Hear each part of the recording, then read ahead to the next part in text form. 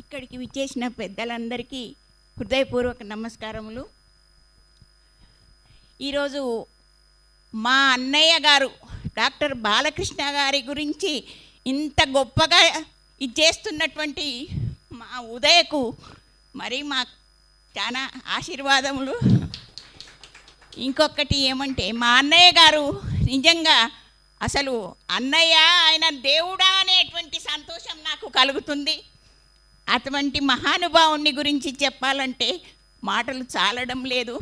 మరి మా అన్నయ్య మమ్మల్ని ఎంతో ఆదరంగా చదివించి స్కూల్కు పంపించి చదివించి మాతో చెప్పించి అన్నీ కూడా చేయించి మమ్మల్ని ఇంత గొప్పవాళ్ళని చేసిందంటే మరి మేము ఆయనను జీవితంలో ఎన్నటికీ మర్చిపోలేము. అసలు మా అన్నయ్య గురించి చెప్పాలంటే మాటలు చాలడం లేదు. ఏం చెప్పాలో ఎలా చెప్పాలో అర్థం కావడం లేదు. ఆయన ఎప్పుడు చెప్పేవాడు, మన్కో పవిత్ర రఖనా దూసరోं की भलाई करना सबसे बड़ा धर्म है. ఆ విధంగా మనస్సును పవిత్రంగా పెట్టుకొని ఎప్పటికీ మనకు తోచినటువంటి సహాయం ఇతరులకు చేస్తూ ఉంటే మనకు ఎంతో మంచి లభిస్తుంది అనేటువంటి ఉద్దేశం ఆయనలో ఉండేది. మేము స్కూల్కి వెళ్తుంటే వెళ్ళాలమ్మా, వెళ్ళి పిల్లలకు మంచిగా తీర్చిదిద్ది వాళ్ళని చక్కటి వాళ్ళను చేసి ఉన్నతమైన స్థానానికి పంపించేటువంటి అవకాశం మీకుంది కాబట్టి అటువంటి అవకాశాన్ని మీరు ఉపయోగించుకొని ఆయనను అనేవారు. ఆ విధంగా మా పిల్లలు, నేను పాఠశాల టీచర్గా కూడా పనిచేశాను. అవును మేడం, హిందీ పండిత్గా పనిచేశాను. ఆ కాలంలో మా పిల్లలు ఇప్పటికి కూడా నన్ను ఎంతో గౌరవంగా వాళ్ళు ఆహ్వానించి నన్ను आइए आइए हमारे पास आइए, वनपर्ती को आइए टीचर कहकर पुकारते हैं. तो बहुत मुझे ऐसा आनंद होता है. इतना होदा हमको दिया है हमारे भाई డాక్టర్ బాలకృష్ణ గారు. మరి ఇటువంటి మహానుభావుని నా జీవితంలో నేను ఎప్పుడూ కూడా మర్చిపోలేను. అనుక్షణం జ్ఞాపకం చేసుకుంటూనే ఉంటాను. అమ్మ, ఒకటి నాకు తెలుసుకోవాలని ఉత్సాహంగా ఉంది. ఎందుకంటే నాలాంటి వాళ్ళు, అంటే చదువు రాని వాళ్ళనే చెప్పాలి. ఎందుకంటే ఇప్పుడిప్పుడు రాష్ట్ర భాష మరి ఇవన్నీ కూడా వచ్చాయి హిందీ. మీ కాలంలో రాష్ట్ర భాష అలాంటిది లేదు, హిందీ కూడా అంతంత మాత్రమే. అలాంటప్పుడు మీకు ఈ ప్రోత్సాహం, అంటే హిందీ చదవాలి, తెలుగు అయితే ఓకే, కానీ హిందీ చదవాలన్న ఒక తపన ఎందుకు?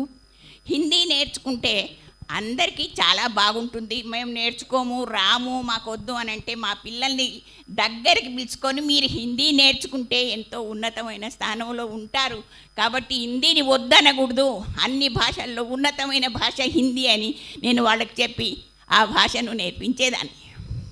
దేశ భాషలందు తెలుగు లెస్స అని తెలిసినప్పటికీ ఇంకో భాష కూడా ఎందుకు నేర్చుకోకూడదు అనే మనస్తత్వంతో కూడి నిలువెత్త నిదర్శనం అన్నమాట.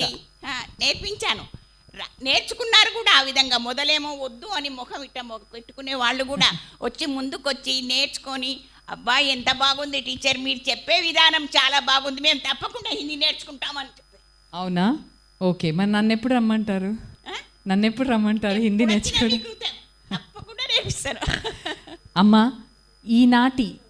ఈనాటి కాలానికి మీరు ఇవ్వదలిచిన ఒక సందేశం ఏం చెప్పదలుచుకున్నారు ఈ యూత్కి? మీరు అంటే ఇప్పుడు మీకున్న డిఫరెన్స్ చదువులలో ఏమనిపిస్తుంది? అప్పట్లో మీరు చదువుకున్నారు, ఇప్పటి పిల్లలను చూస్తే మీకేమనిపిస్తుంది? ఇప్పటి పిల్లలు కూడా చదువుకోవాలనుకునే వాళ్ళ కోరిక బాగానే ఉంది, చదువుకుంటారు.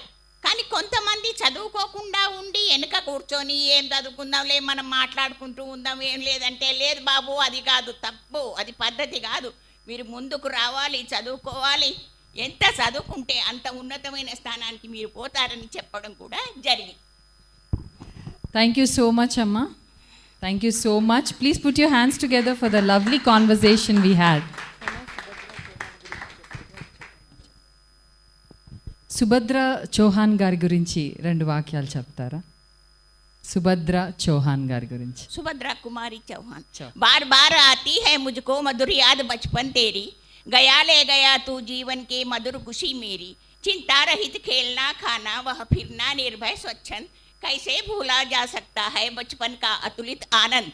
मैं रोई, माँ काम छोड़कर आई, मुझको उठा लिया, चूम चूम कर झाड़ पोंछ कर गीले गालों को सुखा दिया।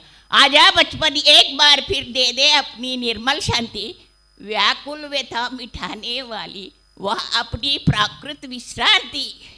वाह वाह